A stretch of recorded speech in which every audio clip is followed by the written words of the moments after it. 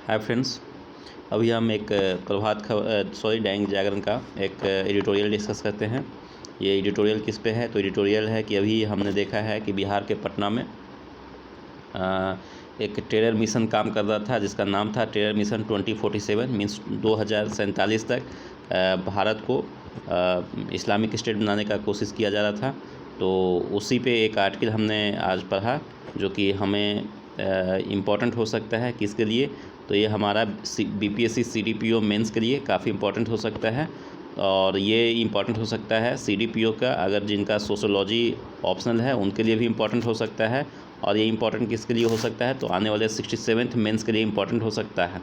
तो चलिए हम डिस्कस करते हैं कि क्या क्या बातें इसमें बोला गया है। तो फर्स्ट ऑफ ऑल लिखा गया है कि टेरर मिशन 2047 ये बिहार में एक बड़ा नेटवर्क बनाते हुए यहाँ से देश के अन्य हिस्सों में अपनी गतिविधियां संचालित करने के प्रयास में थे। इसके पीछे के बड़े चेहरे कौन हैं, उन्हें सामने लाने की आवश्यकता है। मीन्स ये बोल रहा है कि टेरर मिशन 2047 टेरर मिशन जो नाम दिया गया था वो ये था कि इंडिया को किसी तरह से इस्लामिक स्टेट बनाया जाए। और अब जो है ये प्रयास किया जा रहा है गवर्नमेंट के द्वारा और संस्था के द्वारा प्रयास किया जा रहा है, प्रशासन के द्वारा प्रयास किया जा रहा है कि इनके पीछे ये जो भी अभी पकड़े गए हैं ये माना जा रहा है कि ये छोटे छोटे मछली हैं। जो बड़े मछलियां हैं वो कौन है, इसे जानने की सरकार कोशिश कर रही है। चलिए आगे देखते हैं।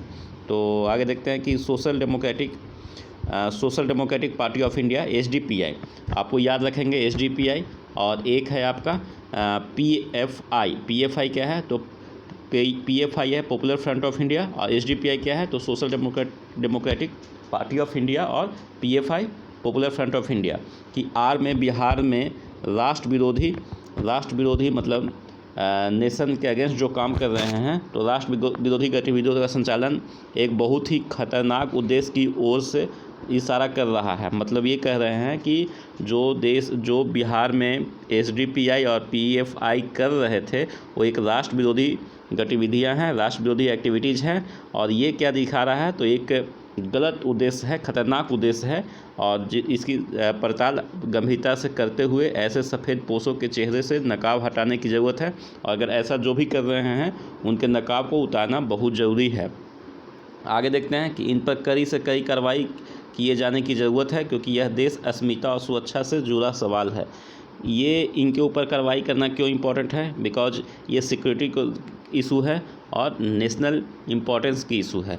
नेशनल इम्पोर्टेंस, नेशनल डिग्निटी और नेशनल सिक्योरिटी का इशू होने की वजह से इसे हमें कोशिश करना चाहिए कि इनका निदान किया जाए, परमानेंट सॉल्यूशन किया जाए। बिहार के विभिन्न हिस्सों में ये लोग सामाजिक संगठन की आड़ में जिस तरह से अपने मिशन को आगे बढ़ाते हुए समाज में नफरत और मतभेद पैदा करने की कोशिश कर रहे थे, उसे हल्के में कतई नहीं लिया जा सकता है। ये क्या कहते थे अपने आप को कि बोलते थे हम सोशल ऑर्गेनाइजेशन हैं, सोशल वर्कर हैं, हम सोसाइटी में कुछ अच्छे करने के लिए आए हैं। लेकिन उल्टा ये होता था, ये क्या करते थे कि दो समाज के बीच में आपस में ये नफरत पैदा करते थे। उसे हल्के में कतई नहीं लिया जा सकता है। प्रारंभिक जांच में भी इनके संबंध विदेश से होने से के भी प्रमाण मिले हैं। आप बताइए कि इन्हें प्रारंभिक जांच मतलब प्राइमरी इन्वेस्टिगेशन में ही ये मालूम हो गया है कि ये लोग का जो कनेक्टिविटी था वो विदेशी कंट्रीज से था, मतलब फॉरेन कंट्रीज से था। किससे हो सकता है? आप समझ सकते हैं पाकिस्तान से ही बात की जा रही है, जो इस ओर इशारा कर रहे हैं कि देश में अस्थिरता और सांप्रदायिक उन्माद फैलाने में ये किस तरह निर्देशित होते हुए भारत विरोधी ताकतों के सहयोगी बने हुए थे। तो ये इनका काम पर्पस क्या था? तो ये जो है कॉम्युनल हैट्रेड फैला रहे थे। साथ में ये क्या कर रहे थे? तो ये देश के अंदर क्या करना चाहते थे? अस्थिरता, स्टेबिलिटी को इनस्टेबल करना चाहते थे। जो गवर्नमेंट है उसे इनस्टेबल करना चाहते थे। और ये चाहते थे कि 2047 तक देश जो है इस्लामिक स्टेट बन जाए। तो ये करना एक तरीके से भारत के संप्रभुता के खिलाफ भी माना जा सकता है। चलिए आगे देखते हैं। आश्चर्य यह है कि इतने दिनों से यह सक्रिय थे पर इसके बारे में स्थानीय प्रशासन को भनक तक नहीं लगी है। हाँ, ये भी एक बहुत बड़ी इशू है कि यहाँ के जो लोकल एडमिनिस्ट्रेटर्स है उन्हें ये मालूम नहीं हो रहा है कि इतने दिनों से ये काम कर रहे हैं, सक्रिय हैं, एक्टिव हैं, और उन्हें ये पता भी नहीं चल रहा है। और कार्रवाई कब होती है? तो कार्रवाई तब हुई जब इंटेलिजेंस ब्यूरो ने मीन्स IB ने इनके कार्यशैली और मिशन के बारे में सचेत किया। जब कार्रवाई शुरू हुई और इन संगठनों के सदस्य पकड़े गए तो चौंकाने वाले तथ्य सामने आए हैं, जिनमें देश के संविधान और संप्रभुता से खिलवाड़ का बहुत बड़ा संयंत्र सामने आया है। मीन्स इंडियन कॉन्स्टिट्यूशन और इंडियन सोवरेनिटी के खिलाफ ये लोग षड्यंत्र रच रहे थे। मीन्स इंडियन सोवरेनिटी को ख़त्म करना चाहते थे और ये एक बहुत बड़ा साजिश था।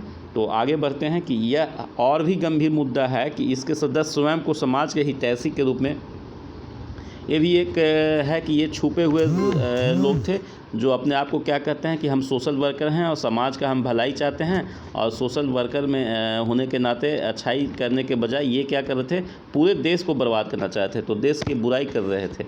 विभिन्न स्थानों पर काम कर रहे हैं, जिनमें बिजनेस करने वाले भी हैं, शिक्षक के रूप में पढ़ाने वाले भी हैं, जिनका उद्देश्य बहुत ही घृणित है। अब बात आइए आपकी जो टीचर हैं वो भी इसमें संलिप्त हैं, तो ऐसे लोगों के साथ तो कड़ी से कड़ी एक्शन लेनी चाहिए। लखनऊ के नूरुद्दीन की गिरफ्तारी से अब यह बात भी सामने आई है कि उनके पास संगठन के सदस्यों को न्यायिक सहायता पहुंचाने का दायित्व था। नूरुद्दीन क्या था, तो उनको जुडिशरी से हेल्प पहुंचाने का दायित्व दिया गया था। मीन्स ये पहले से बढ़िया सा प्लान था कि अगर कोई फंसता है इस मामले में तो उन्हें किस तरीके से हम जुडिशरी के थ्रू इनको हम रिलीफ करा सकते हैं, उनका बेल दिला सकते हैं। और यह स्वयं संगठन का सदस्य है। नूरुद्दीन भी एक संगठन, इसी संगठन के सदस्य है। अभी छोटे स्तर के आरोपित पकड़े गए हैं। इससे ये पता चल रहा है कि जो भी पकड़े गए हैं वो स्मॉल स्केल पे पकड़े गए हैं। लार्ज स्केल पे भी पकड़े जाना, बड़े मछली पकड़े जाना अभी बाकी है। तो समाज के लोगों को भी यह सतर्क रहने की आवश्यकता है कि ये भारत के दुश्मन हैं, यहाँ के सद्भाव और यहाँ की संप्रभुता की ओर आंख उठाकर भी नहीं देख सके। मतलब ये कह रहे हैं कि जो हमारे लोकल लोग हैं, लोकल पर्सन हैं, जो देश के प्रति वफादार हैं, उन्हें भी चाहिए कि ऐसे लोगों के खिलाफ उनकी जानकारी दिया जाए और इनके बारे में जो भी जानकारी इनको थोड़ा बहुत भी मिलती है वो बताएं, ताकि हम देश की संप्रभुता और देश की अखंडता बची रहे। उसके बाद आगे देखते हैं कि पुलिस प्रशासन और सुरक्षा एजेंसियों को तेज़ी से कार्रवाई करने की ज़रूरत है ताकि इनके नेटवर्क को ध्वस्त किया जा सके। अच्छा, ये यहीं पर भी रुकना नहीं है, बल्कि हमें ये करना चाहिए या गवर्नमेंट को ये करना चाहिए कि जो भी एडमिनिस्ट्रेटिव लोग हैं वो सब सारे लोग एक इकट्ठे होकर और इनके सारे नेटवर्क को खोजा जाए, एकदम इनका जड़ खोजा जाए। और जड़ से जब खोजा जाएगा और जड़ जब मिल जाएगा और उसका जड़ उखाड़ फेंकेंगे तो इसका निदान संभव है। वैसे इतने छोटे लोग को पकड़ने से ज़्यादा बेनिफिट नहीं होने वाला है। तो ये ज़रूरी है कि इनका नेटवर्क को पूरी तरीके से ध्वस्त किया जाए ताकि हमारे देश के संप्रभुता, एकता और अखंडता बनी रहे। धन्यवाद। तब तक के लिए आगे हम देखेंगे अगले दिन। Thank you.